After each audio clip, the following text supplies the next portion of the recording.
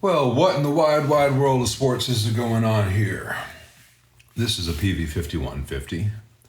It's the signature era, not the block letter era, for those who like to keep track of such things.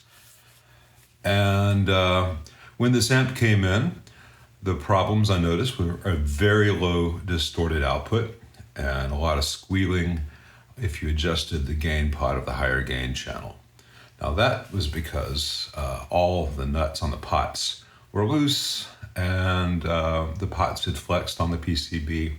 I will have to pull the main PCB at some point and reflow some solder joints, put it all together, make sure it's actually tight. But all the hardware was loose, all the nuts on all the pots, all the nuts on all the jacks. This speaker jack was missing a nut, everything was loose. The amp had been not maintained very well. So that was half of it. The other issue was the low distorted output. And in taking measurements, I found that this power tube right here was not drawing any current at all and had no screen voltage. The 100 ohm screen grid resistor that Peavey uses in these had done what a 100 ohm screen grid resistor in a relatively high voltage 6L6 amp will do, and it burned. And of course, that resistor is on the other side of this board. And the only way to change all that stuff out and put new resistors, which have to be on the other side of the board because of these daughter cards which sit on top of it, is you have to take all this out and you have to remove the solder from every pin on the, every connection on the 6L6 sockets, the octal sockets. And that solder has to be carefully removed. And the tabs of the sockets bent up away from the very fragile thin traces, single-sided, not plated through on the board. So, you think that's only 4 things you have to do to get it out. Really, it's 32 connections that you have to undo very carefully.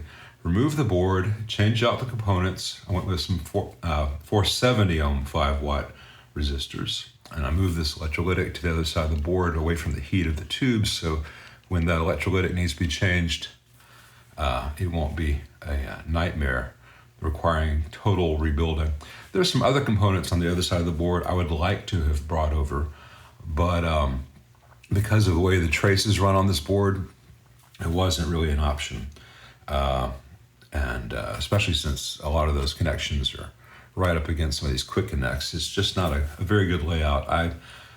Some things involve compromise. So at that point, all 4 output tubes were drawing power, were working, and all the voltages throughout the entire amp seemed fine.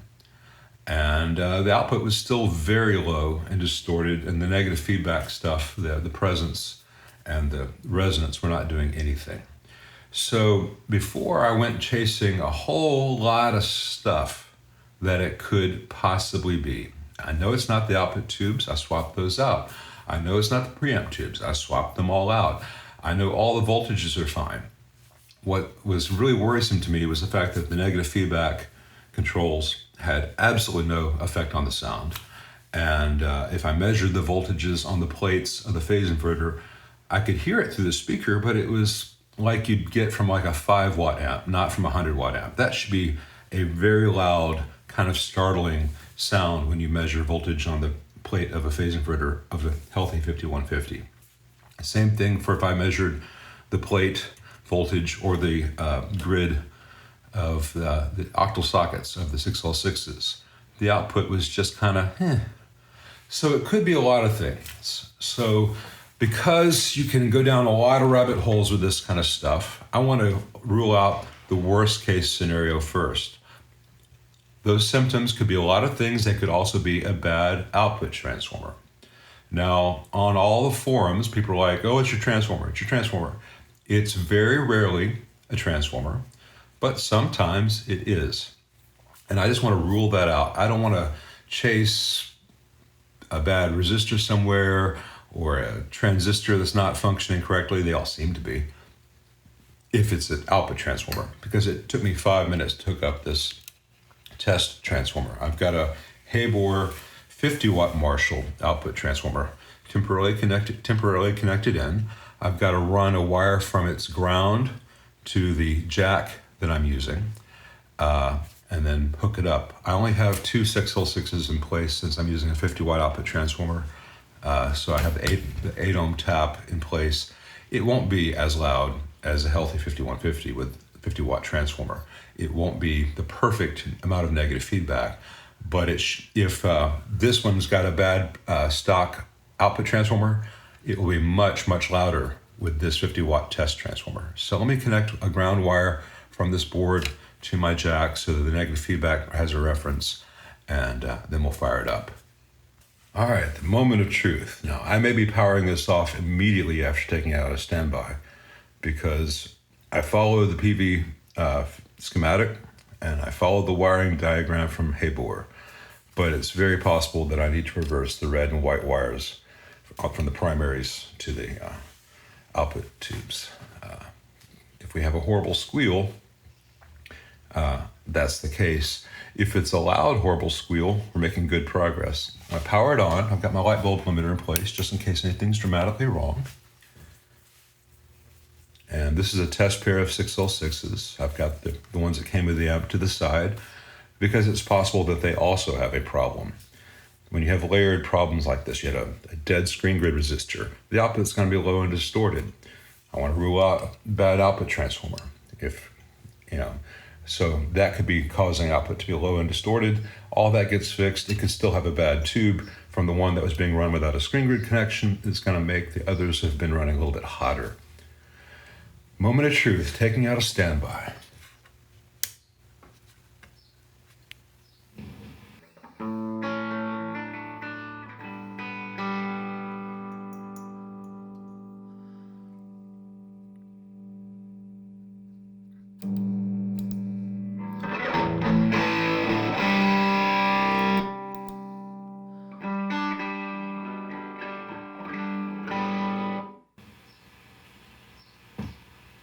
As far as background noise goes, it seems a lot louder than it was. Let's see. I'm on the clean channel, I believe.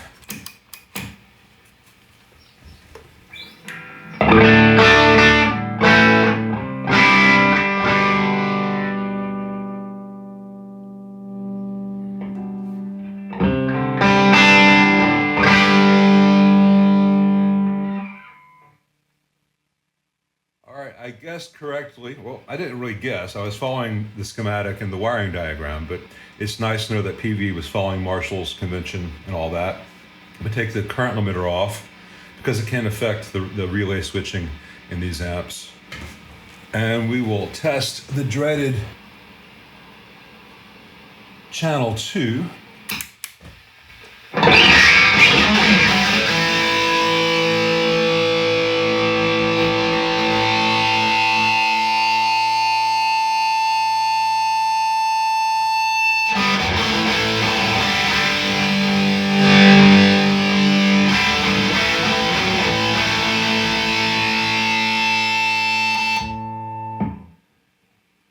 And we have a lot of volume. I didn't have the master volume very high on that. Now I need to make sure that the presence circuit is working.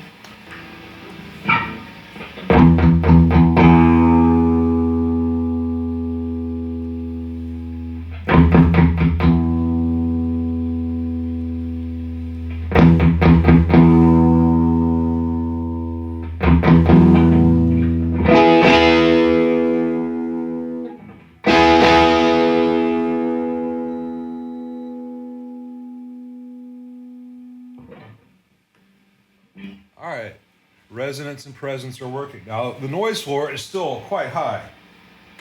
This is on the clean channel. So, maybe a bad tube. These are some test tubes I just had laying around. I just want to rule out the stock tubes not functioning. But first, I got to call the owner and let him know the very bad news that he needs an output transformer. It's not as bad on this as on some of the 5150s. Some of them had the transformers riveted in place. This one has them screwed, so it's not as big a hassle to change them out. And I needed to pull the main PCB anyway to resolder a bunch of pot connections and stuff, and I might have to replace one or two of the pots if they don't clean up after at resoldering. And the input jacks are plastic on these, and let me show you that. As you can see, they're plastic. They're a little bit warped. They're all kind of tilted over. These were run for a long time with very loose hardware. I would not be surprised if we have some solder joint issues. I'm going to see what vendor has the correct input jacks for these. It's part of supporting the board, so as much as possible, I do want to use that. It used to be I could call the Peavey parts department, but that's being phased out. And we'll revisit the background noise once we get I'll get a green light for the output transformer. And this is one of the rare cases where it is a transformer. And if I had just assumed, it's rarely the output transformer, and started filling with a whole bunch of other stuff, I would have just had a lot of unbilled time, and I would have learned a lot of things that aren't the problem, but experience tells me to cut to the chase when the symptoms are what they were here. You can go back to the beginning of the video if you want to remind yourself what all the symptoms were. And it didn't involve a scope or anything complicated. It was a matter of, if I check the voltages on a plate, I should hear it through the speaker. In a 100-watt healthy amp, that should be a loud thing that I'm hearing. Sometimes it's annoyingly too loud. And it was just like nothing at all. Anyway, I've got to call the owner. I don't think he'll be thrilled, but that's just how the cookie crumbles.